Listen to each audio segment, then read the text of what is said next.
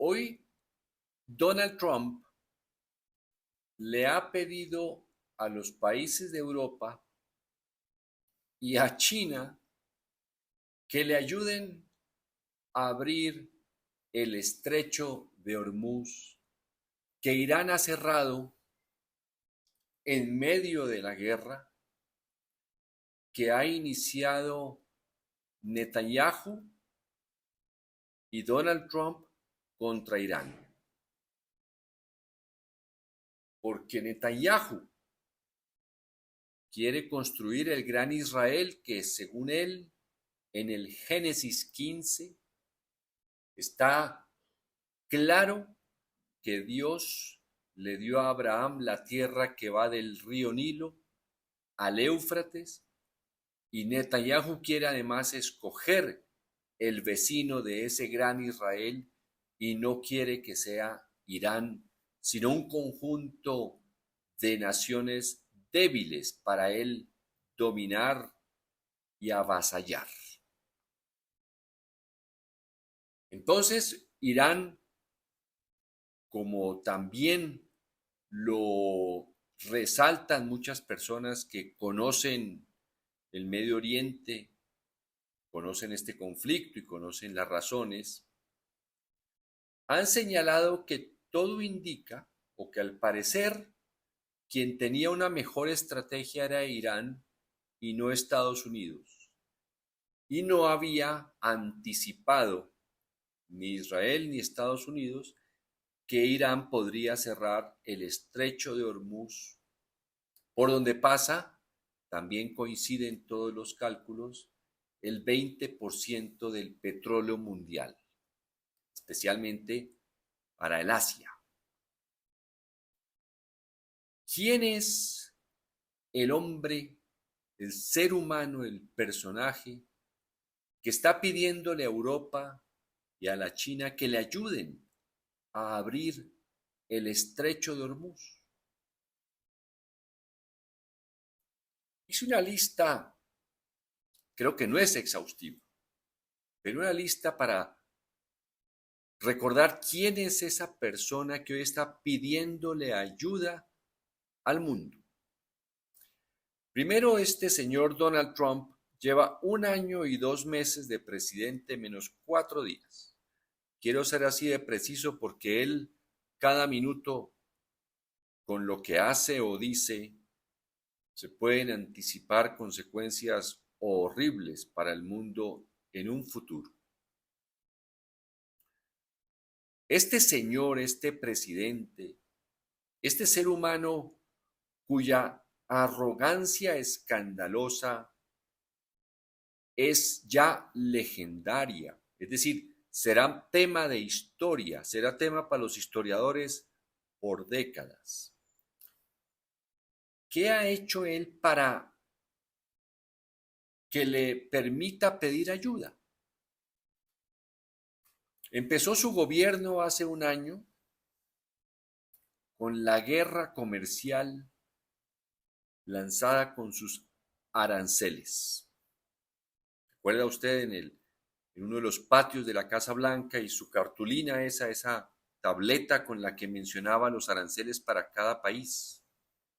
Después de esa tabla, amenazaba a cada país cuando se enojaba con alguna decisión, les ponía más aranceles. A la India, recuerde, cuando quiso comprarle petróleo a Rusia, le puso 50%. Cuando Corea del Sur dijo que no invertía un dinero en Estados Unidos, le subió los aranceles. A Japón también lo amenazó. A Colombia, ¿se acuerda usted? Cuando el presidente Petro que los deportados no se debían enviar encadenados, pues amenazó con aranceles.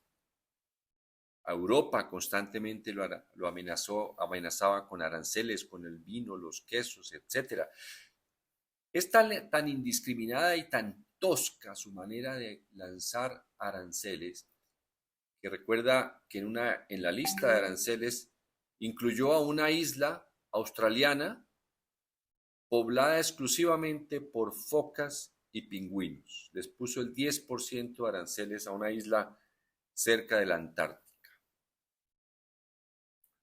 Desde que llegó, dijo que iba a tomar posesión de Groenlandia. fue a Europa a decir que era Groenlandia de ellos, que no tuvieron por qué nunca haberla entregado después de la Segunda Guerra Mundial, creo. Es decir, él juega con la historia como si nos estuviera contando de su familia, como si nos estuviera contando las anécdotas de su familia. Construye historias todo el día, universales, locales, regionales. La más importante, la de él, claro, la historia personal de él. A Canadá, recordará que al primer ministro Trudeau le dijo mucho tiempo gobernador, como anticipándole que Canadá va a ser un estado de los Estados Unidos. Un hombre vulgar. Hemos dicho muchas veces que por encima de todo es un mitómano con unas ambiciones imperiales. A Panamá, recordará usted, que tan pronto se posesionó, también le dijo que le iban a quitar el canal si no sacaban a una empresa china del canal. Fue por el presidente de Venezuela. Siguió negociando con la vicepresidenta encargada. Recuerda a Zelensky en la sala de la Casa Blanca cómo lo trató, lo maltrató, lo ofendió, lo ridiculizó con el vicepresidente Vance, incluyendo la burla de su ropa. El año pasado también el vicepresidente Vance fue a esa importante conferencia de seguridad de Múnich y les dijo a los europeos que eran unos mediocres, decadentes, que ya no tenían el peso que habían tenido en el pasado. Y este año fue Marco Rubio a darles el consejo a los europeos en la misma conferencia de Múnich de seguridad que tenían que recuperar ese espíritu colonial. ¿Qué era eso de haberse dedicado al estado de bienestar, a proteger al trabajador, al ciudadano, a servicios de salud gratuitos, a educación gratuita? Que eso había sido un programa diseñado en el pasado para tapar pecados inexistentes. El colonialismo no existió, el maltrato no existió a las comunidades indígenas de todo el mundo, tampoco existió la esclavitud. Es decir, ¿cómo es posible que Europa invierta en proteger a la familia y al trabajador para...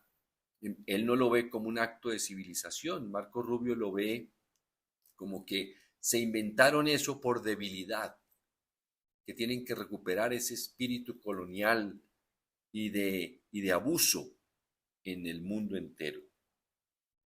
Amenaza constantemente a México, a Cuba.